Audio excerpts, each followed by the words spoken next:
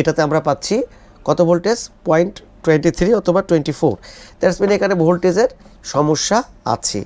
1.5 PCS আর একটা হলো 1.05, মানে 1.5 আর 1.05 দুইটা ভোল্টেজ মিসিং আছে। 15 এনাবল এখানে ভোল্টেজ থাকবে 1.5, আর আমরা চেক করে পাচ্ছি, আমরা আরেকবার দেখব, এটা হলো 35। এটাতে আমরা পাচ্ছি কত ভোল্টেজ 0.23 অথবা 24, 1.5 ভোল্টেজ, যেখানে আমরা 0.24 ভোল্টেজ পাচ্ছি। দ্যাটস মিন এখানে ভোল্টেজ মিসিং আছে। এই মসফেটে লেখা আছে 1.5 পিসিএস এবং ড্রেন সাইডে লেখা আছে ভিসিসি 3, মানে 3 ভোল্ট। 3 ভোল্টটা কনভার্ট হয়ে 1.5 ভোল্ট হবে। আর একটা মসফেটে 1.5 ডিডিআর যেটা, সেটা কনভার্ট হয়ে কত ভোল্টেজ হবে 1.05 হবে।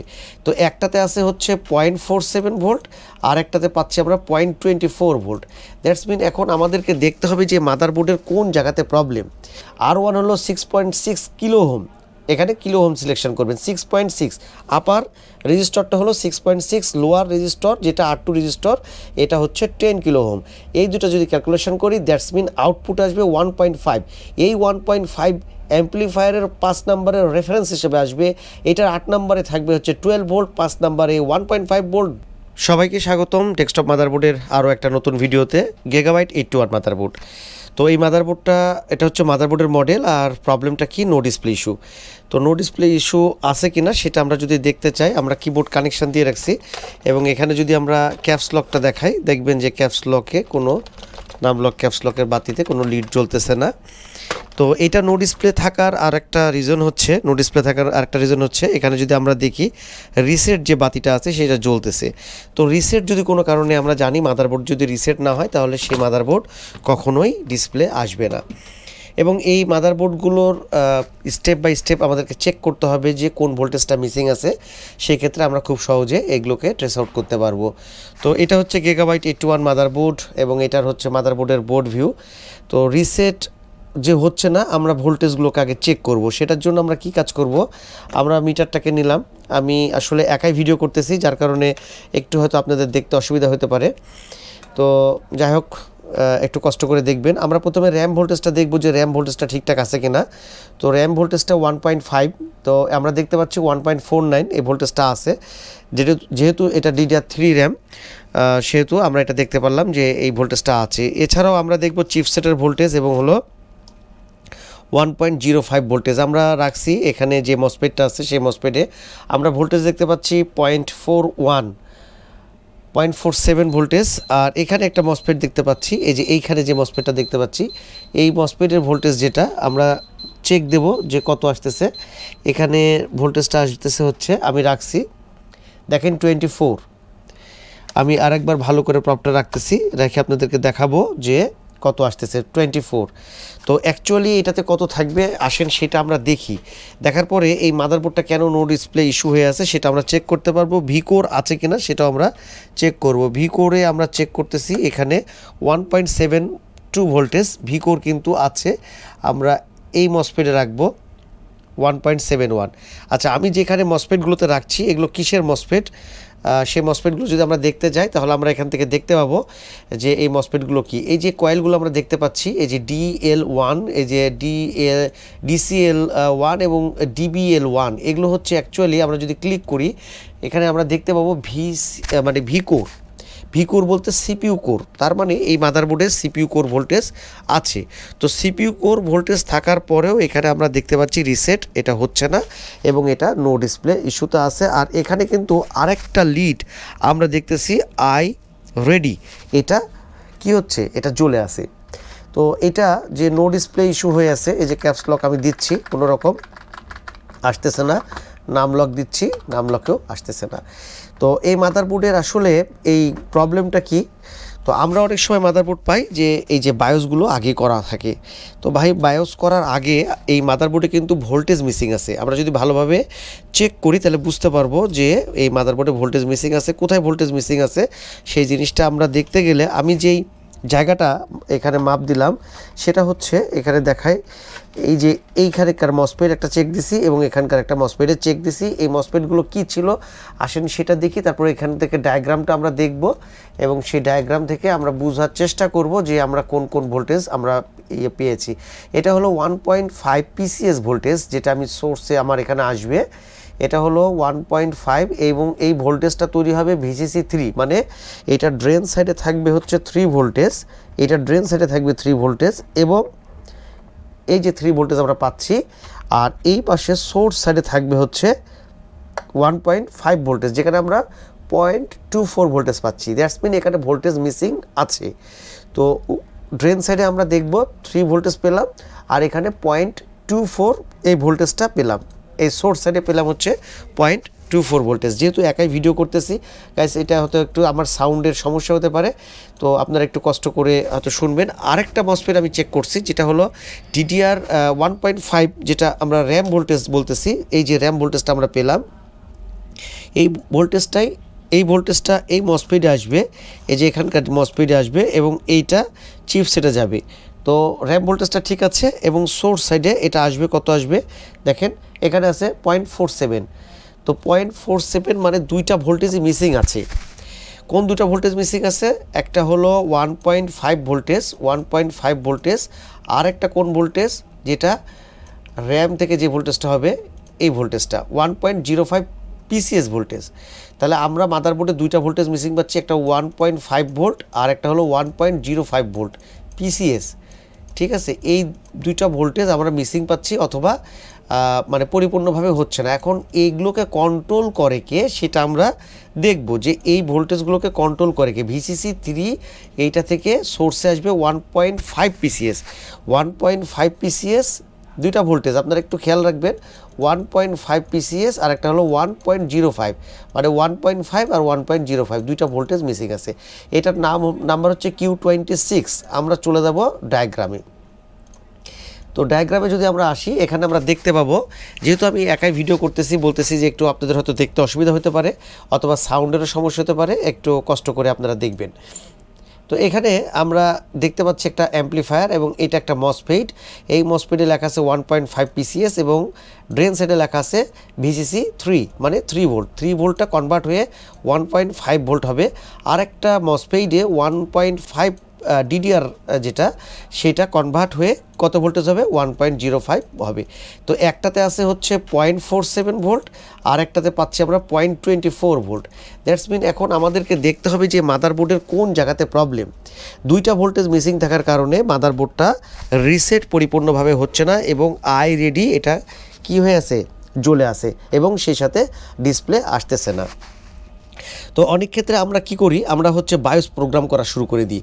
তো বায়োসগুলো তো অফিসিয়াল সাইটে পাওয়া যায়, তো সেখান থেকে আমরা বায়োস করতে পারবো, কোনো অসুবিধার কিছু নাই। কিন্তু মাদারবোর্ডে তো ভোল্টেজই ঠিক নাই। কিন্তু আমরা কিন্তু দেখতে পাচ্ছি মাদারবোর্ডে ভিকোর যে ভোল্টেজটা, সেই ভোল্টেজটা আছে, ভিকোর ভোল্টেজ আছে। তো ভিকোর আছে, তারপরে মাদারবোর্ডের ডিসপ্লে নাই। তো অনেক সময় আমরা এই বোর্ডগুলো চেক করতে গিয়ে আমরা জাস্ট সেই জিনিসটাই দেখি যে আমাদের ভি কোডটা তৈরি হচ্ছে কিনা। ভি কোড যদি তৈরি হয়ে যায় তাহলে আমরা মনে করি যে সব কিছু হয়ে গেছে। তো আমরা এখান থেকে পাচ্ছি 1.5 ভোল্ট র্যাম ভোল্টেজ। আচ্ছা, তারপরে আমরা ভিকোর ভোল্টেজ পেয়ে গেলাম, এখানকার ভোল্টেজটা পেয়ে গেলাম, কিন্তু আমরা দুইটা ভোল্টেজ পেলাম না। একটা হচ্ছে 3 ভোল্টেজ ভিসিসি 3 থেকে 1.5 ভোল্টেজ পিসিএস, আরেকটা হচ্ছে ডিডিআর যেই ভোল্টেজটা, এই যে এই মসফেটে আসবে ডিডিআর ভোল্টেজ, ডিডিআর 3 মানে র্যাম ভোল্টেজ 1.5 ভোল্টেজটা 1.05 ভোল্ট হবে, কনভার্ট হবে। তো দুইটা জায়গার মধ্যে একটা জায়গায় 0.7, একটা জায়গায় 0.24। কি করব, কি করা যায়, কোথায় চেক করব, তাই না? তো মাদারবোর্ডের সব কি কম্পোনেন্টস নষ্ট হয়ে গেছে তা না। আমরা কিন্তু মাদারবোর্ডটাকে যদি চেক করতে যাই তাহলে এখানে আমরা একদম ক্লু পেয়ে যাব। এখানে একদম পরিষ্কারভাবে সব লিখে দিছে। শুধু এই ডায়াগ্রাম যদি আমরা রিড করি এবং বোর্ড ভিউ যদি ফলো করি, এই বোর্ডটা একদম ক্লিয়ার আমরা ধরে ফেলতে পারবো যে কোথায় থেকে এই প্রবলেমটা হয়েছে। তো আমরা এখানে দেখতে পাচ্ছি একটা অ্যাম্পলিফায়ার দেওয়া আছে LM358। তো এই 358 কন্ট্রোল করে এই যে গেট, একটা হলো 1.05 পিসিএসের গেট এবং এটা হলো 1 নম্বর পিন দ্বারা, আর হচ্ছে আরেকটা যেটা যেটা 1.5 ভোল্টের, সেটা আমরা দেখব। এটারও গেট কিন্তু কন্ট্রোল করে হচ্ছে এটা না, সরি এইটা, একটা হলো 1.05 আর একটা হলো 1.5, একটা 7 নাম্বার পিন দ্বারা এটার গেট কন্ট্রোল হচ্ছে 1.5-এর, আর একটা হলো 1 নাম্বার পিন দিয়ে।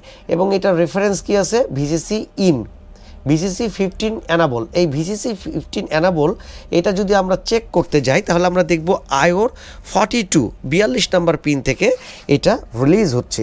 তো 42 নাম্বার পিন কি বলছে সেটা আমাদেরকে দেখতে হবে। আচ্ছা, এখানে আমাদেরকে জানতে হবে যে এই ভিসিসি 1.15 যেটা লেখা আছে অ্যানাবল, এখানে কত ভোল্টেজ থাকবে। তো এটা আমরা খুব সহজে ধরতে পারবো, এটা আপনারা চেক করতে পারবেন। কিভাবে করবেন, এই যে 2.5 লেভেল মানে 2.5 ভোল্টটাকে ভোল্টেজ ডিভাইডার দ্বারা এটা আপনি হচ্ছে ক্যালকুলেট করবেন। এটা হলো R1 রেজিস্টর 6.6 কিলো ওহম এবং এটা হলো R2 রেজিস্টর 10 কিলো ওহম। এই দুটা যদি ভোল্টেজ ডিভাইডার দ্বারা আপনি ক্যালকুলেশন করেন, দ্যাটস মিন এটার রেজাল্ট পেয়ে যাবেন এই 5 নাম্বার পিনে কত ভোল্টেজ থাকবে। আমি সেজন্য ক্যালকুলেটর ওপেন করে রাখছি এবং এটা দেখেন, এটার রেজাল্ট হবে হলো 1.5 ভোল্ট। ভিন ভোল্টেজ দিবেন 2.5, আমি দিয়ে রাখছি ভিডিওটার জন্য বেশি বড় না হয়। R1 হলো 6.6 কিলো ওহম, এখানে কিলো ওহম সিলেকশন করবেন। 6.6 আপার রেজিস্টরটা হলো 6.6, লোয়ার রেজিস্টর যেটা R2 রেজিস্টর এটা হচ্ছে 10 কিলো ওহম। এই দুটো যদি ক্যালকুলেশন করি, দ্যাটস মিন আউটপুট আসবে 1.5। এই 1.5 অ্যাম্পলিফায়ারের 5 নাম্বারের রেফারেন্স হিসেবে আসবে। এটার 8 নাম্বারে থাকবে হচ্ছে 12 ভোল্ট, 5 নাম্বারে 1.5 ভোল্ট, তারপরে এটাতে আউটপুট হবে হচ্ছে 1.5। কত নাম্বার পিন দ্বারা, 7 নাম্বার পিন দ্বারা। তো এইটা আমরা চেক করব যে 42 নাম্বার যেটা আমরা আয়োর যে পিনটা আমরা দেখতেছিলাম, 42 নাম্বারে ভিসিসি অ্যানাবলটা কত আছে। তো আমরা চলে যাব হচ্ছে কোথায়, আয়োর কাছে, এই আয়োর কাছে চলে আসবে। এটা হলো এসআইও। তো খুব সহজ ভাই মাদারবোর্ড, এই মাদারবোর্ডগুলোকে ট্রেস আউট করাও সহজ। আর আমার আসলে 81 মাদারবোর্ডের ওইভাবে ভিডিও আমার দেওয়াই হয় না। আমি ম্যাক্সিমামই আমার টাফ গেমিংয়ের মাদারবোর্ড, মোটর ম্যাক্সের মাদারবোর্ড, এগুলোই আমার চ্যানেলে দেখবেন। ম্যাক্সিমাম মাদারবোর্ডের ভিডিও আছে হলো সেগুলো। আমি এখানে অ্যাডজাস্ট করার চেষ্টা করতেছি, যেহেতু একা আছি তো এই জন্য আপনাদের হয়তো একটু কষ্ট হবে এবং দেরিও হবে, কারণ আমি অ্যাডজাস্ট করে করে আপনাদেরকে দেখাবো যে 42 নম্বর পিনে ভোল্টেজটা কত আছে। 42 নম্বর পিনে কিন্তু ভোল্টেজ থাকবে 1.5। তো আমাদের এটা হচ্ছে 32, 35, এটা হলো 40, 41, 42। আসলে এটা আরেকটু অ্যাডজাস্ট হতো, ঠিক আছে। তো আমি অ্যাডজাস্টটা একা করতে পারলাম না। আমরা এখানে যাই দেখতেছি যে ভোল্টেজটা পাচ্ছি 0.24, এখানে থাকবে কত 1.5। এই 42 নাম্বার যেটা ভিসিসি 15 অ্যানাবল, এখানে ভোল্টেজ থাকবে 1.5। আর আমরা চেক করে পাচ্ছি, আমরা আরেকবার দেখব, এটা হলো 35, 40, 41, 42, এই যে পিন, এটাতে আমরা পাচ্ছি কত ভোল্টেজ, 0.23 অথবা 24। দ্যাটস মিন এখানে ভোল্টেজের সমস্যা আছে। তো এইটাকে ফিক্স করতে হবে। এই জায়গাটা যদি আমরা ফিক্স করে দিই তাহলে আমাদের এই মাদারবোর্ডটা 100% ডিসপ্লে চলে আসবে। এবং এইখানে যেই আপনার রিসেট যেই বাতিটা জ্বলে আছে, এই প্রবলেমটা সলভ হয়ে যাবে। এখন একটা মাদারবোর্ডের মানে এই মাদারবোর্ডটা যেই জায়গাটাতে প্রবলেম, আপনি যে মাদারবোর্ডে কাজ করবেন সেইটাতে সেই একই জায়গায় প্রবলেম নাও থাকতে পারে। এজন্য অনেক ভাইয়া আছেন বলেন যে ভাই আপনি তো কোন জায়গায় কাজ করলেন সেটা তো দেখালেন না। আমি এখন দেখব যে এইটা কোন জায়গায় প্রবলেম আছে। তো আমি জাস্ট এখানে আমরা দেখতে পারলাম যে 2টা ভোল্টেজ মিসিং আছে এবং ভিসিসির যেই অ্যানাবলটা, এটার যে অ্যানাবলটা ভিসিসি 15 অ্যানাবল, এখানে 1.5 জায়গায় 1.5 ভোল্টের জায়গায় সেখানে আছে 0.24 এরকম ভোল্টেজ আছে। এই জন্য ভোল্টেজটা প্রবলেম হচ্ছে। এখন কি দেখতে হবে, আয়োর রিকোয়ারমেন্টস চেক করতে হবে, এসআইওর রিকোয়ারমেন্টস চেক করতে হবে। আয়োর এখানে আমরা যদি দেখি 8620, এটা হচ্ছে আইটি সিরিজের আয়ো। তো আয়ো চিপটাও কিন্তু নষ্ট না। এখন আমরা চেক করে দেখব যে কোনটার প্রবলেম এবং তারপরে এটাকে ফিক্স করব। তো আমি এটা দেখে নিই, তারপরে আবারও ভিডিওতে আসতেছি। বেশি সময় লাগবে না, আয়ো চেক করতে বেশি সময় লাগেও না। কয়েকটা পিন চেক করলে বোঝা যায় যে কোথায় প্রবলেম আছে। তো আমি এটা করে নিই, আগে দেখে নিই, তারপরে হচ্ছে আপনাদের সাথে আবারও ভিডিওতে আসতেছি। ফাইনালি আমাদের মাদারবোর্ডের কাজ করা হয়ে গেছে। এখন যদি আমরা দেখি, দেখেন এখানে সেই রিসেট বাতিটাও জ্বলছে না, আই রেডি বাতিটাও জ্বলছে না। এবং কিবোর্ডে যদি ডিসপ্লে চেক করি, কিবোর্ডে দেখেন কিবোর্ডে এই যে ডিসপ্লে চলে আসছে এবং আমি ভিজিএটা লাগাই দেখাচ্ছি আপনাদেরকে। যেহেতু আমাকে ভিজিএটা লাগাতে গেলে এইটা ঘোরাতে হবে, যার কারণে আমি এভাবে দেখাচ্ছি না। আগে ভোল্টেজগুলো দেখাই দিই যে এইখানে যে ভোল্টেজটা ছিল সেখানে ভোল্টেজগুলো ঠিকঠাক আছে কিনা। প্রথম যে ভোল্টেজটা আমরা দেখব যে আয়োর যেই জায়গাতে আমরা ভোল্টেজটা প্রবলেম পাইছি সেই জায়গাটাতে ঠিকঠাক আছে কিনা সেটা আমরা দেখব। এবং সেটা ছিল আয়োর, আমরা জানি যে আয়োর 42 নাম্বার পিনে। তো আমি এখানে ক্যামেরাটাতে একটু সেট করে দিচ্ছি। তো এরপরে আমি চেক করব যে 42 নাম্বার পিনের এখন বর্তমান অবস্থাটা কি। তো এটা হলো 33, 35, 40, 41, 42, এইটা হলো সেই 42 1.5, এটা অ্যাকুরেট আছে। এবং এই ভোল্টেজটার কারণে, এই ভোল্টেজটার ভেরিয়েশনের কারণে কিন্তু টোটাল ভোল্টেজের প্রবলেম হয়ে গেছিলো।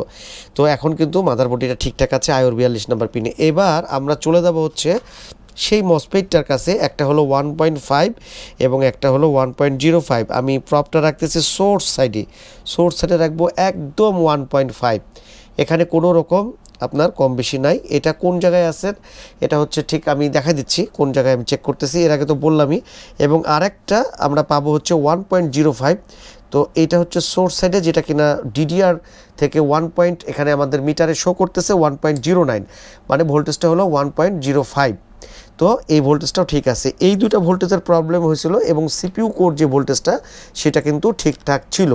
তো আমরা একটা যে ভোল্টেজটা এখানে ভিসিসি 15 অ্যানাবল, এটা আমরা যে মিসিং পাচ্ছিলাম অথবা চেঞ্জ পাচ্ছিলাম সেটা কিন্তু এখন আর নাই। আমি ভিজে কেবলটা লাগাই দেখব যে ডিসপ্লেটার কী অবস্থা, যদিও কিবোর্ডে ডিসপ্লেটা আসছে। তো আসলে ছোট্ট ছোট্ট ভোল্টেজের প্রবলেম হলে কিন্তু মাদারবোর্ডগুলো এরকম নো ডিসপ্লে ইস্যু হয়ে যায়। দেখেন ডিসপ্লে চলে আসছে। এখন এটাতে ইন্টার দিলাম, সিস্টেম ইনফরমেশনে গিয়ে যদি আমি দেখি মডেলটাও আমরা দেখতে পাবো 81 S2PV। তো এটা ছিল এই 81 মাদারবোর্ডের উপরে একটা কেস স্টাডি। যদিও আমাদের চ্যানেলে ম্যাক্সিমামই বড় মাদারবোর্ডগুলোরই ভিডিও করা হয়, ছোট মাদারবোর্ড করা হয় না। তো এই মাদারবোর্ডটা অনেক দিন পরেই আমি আসলে 81 মাদারবোর্ডটা করাই হয় না একেবারে। তো এটা একটা কাজ করতে গিয়ে কেস স্টাডি শেয়ার করলাম আপনাদের সাথে, যে মাদারবোর্ডে শুধু শুধু বায়োস প্রোগ্রাম করার প্রয়োজন হয় না, অথবা সিপিইউ কোর চিপে হিট দেওয়ার প্রয়োজন হয় না।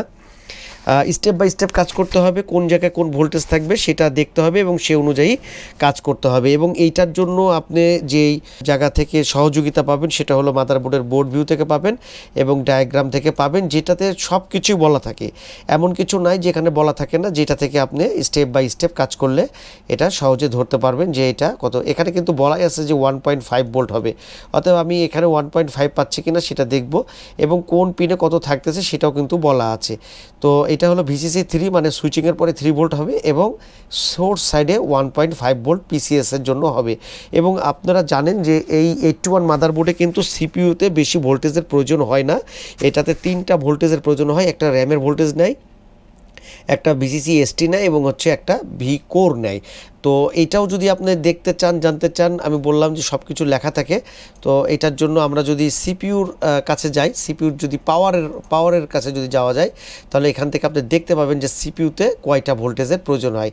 তো এগুলোর জন্য খুব বেশি পেরেশানি হওয়ার দরকার নাই। আপনি এই জিনিসগুলো থাকে, এগুলো থেকে কিন্তু সহজে দেখতে পাবেন কোন সেকশানে কোনটা কত ভোল্টেজ লাগে।